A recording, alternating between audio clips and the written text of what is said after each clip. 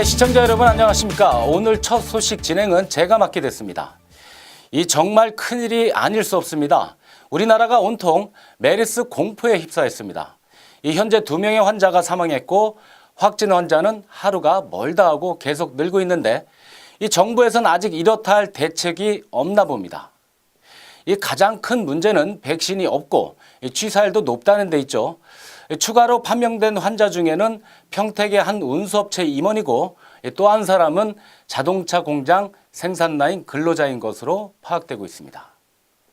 이 질병관리본부는 뒤늦게서야 평택보건소에 대책본부를 설치하고 본격적인 역학조사에 들어갔습니다. 이 질병본부의 부실 초기 대응 논란, 두말하면 잔소리죠. 다음은 메르스 첫 환자가 어느 병원에서부터 치료를 받았고 또 언제 확진 환자로 판명됐는지를 설명해 드리겠습니다. 지난달 20일 첫 확진 환자로 판명된 68살 A씨는 단순히 감기 증상인 줄 알고 충남 아산 둔포에 있는 한 병원에서 치료를 받습니다. 그리고 열이 내리질 않자 지난달 15일 평택의 한 S병원에 입원합니다.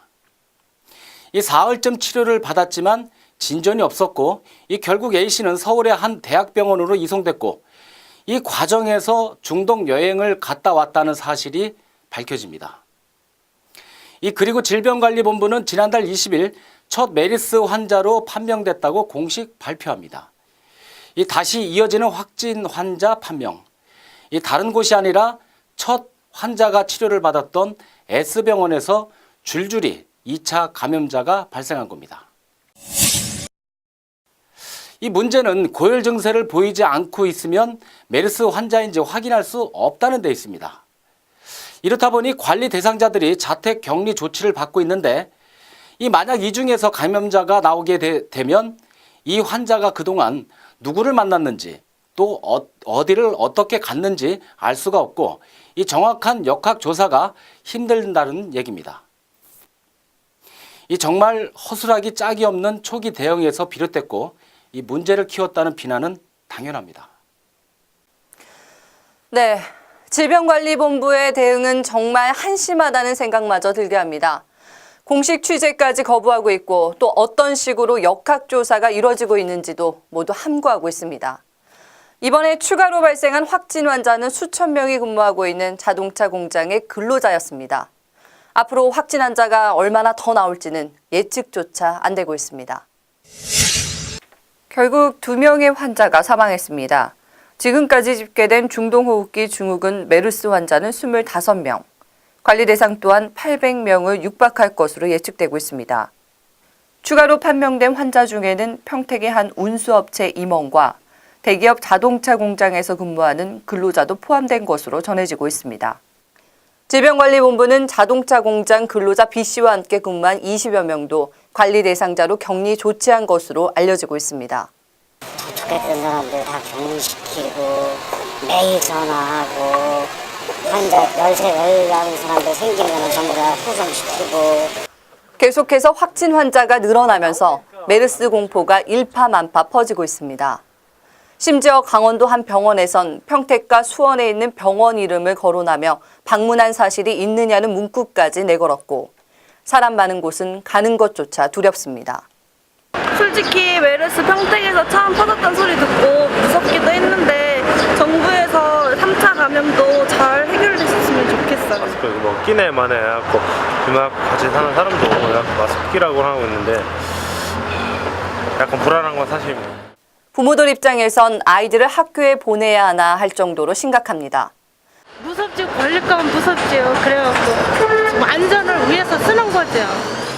걷잡을 수 없을 정도로 상황이 악화되자 질병관리본부는 부랴부랴 역학조사 인력을 대거 늘리고 대책본부를 본격 가동했습니다. 하지만 민원과 언론 취재를 의식한 듯 공식적으로 알리지는 않았습니다. 그거를 저희가 판단할 수 있는 건 아니고.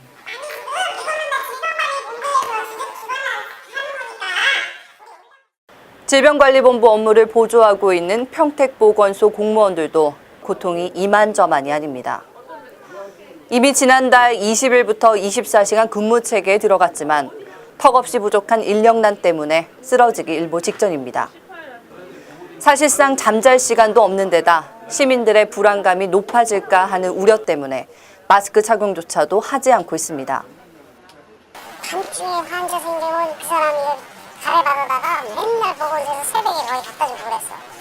메르스 확진 환자가 하루가 멀다 하고 늘고 있는 가운데 시민들의 불안감이 높아지고 있습니다. 그런데도 질병관리본부에선 시원한 대답을 내놓지 못하고 있습니다. JBCN 뉴스 한세아입니다. 다음은 질병관리본부가 내놓은 메르스 예방수칙을 전해드리겠습니다. 김윤희 아나운서입니다. 자고 일어나면 늘어나 있는 메르스 확진 환자들 때문에 국민들의 불안감은 더욱 커지고 있습니다. 한 번 걸리면 10명 중에 4명은 사망에 이르고 아직 백신과 치료제가 없는 메르스. 더욱 예방을 철저하게 해야 하는 이유입니다. 메르스의 감염 경로는 정확히 밝혀지진 않았지만 주로 기침이나 재채기, 말을 할 때 나오는 침을 통해 전파되는 것으로 알려져 있는데요. 다시 말해 메르스 환자와 가까운 거리에서 접촉하게 되면 감염 위험이 높아집니다. 따라서 손 씻기 등 개인 위생을 철저히 하고 손으로 눈과 코, 입을 되도록이면 만지지 않는 것이 좋습니다. 또 기침이나 재채기를 할 경우에는 손수건 등으로 입과 코를 가려야 합니다. 메르스의 증상으로는 발열과 기침, 두통, 근육통 등 다양한 증상들이 있는데요. 그중에서도 열이 나는 것이 가장 대표적인 증상입니다. 때문에 발열이나 호흡기 증상이 있는 사람과는 밀접한 접촉을 피하고 가급적 사람이 많이 붐비는 장소도 방문을 자제하는 것이 좋습니다. 특히 38도 이상의 발열과 호흡 곤란 등의 증상이 나타나면 마스크를 쓰고 즉시 의료기관을 찾아 진료를 받아야 합니다. JBCN 뉴스 김윤입니다. 메르스에 이어 탄저균까지 시민들의 안전에는 바람잘 날이 없습니다. 심지어 우리 정부는 탄저균의 반입 사실조차 모르고 있었는데요.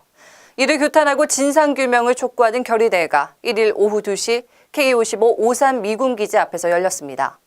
한국진보연대에서 주관한 이번 행사에는 한국청년연대와 평화 통일을 여는 사람들, 전국 금속노동조합 등 100여 명이 참석했습니다.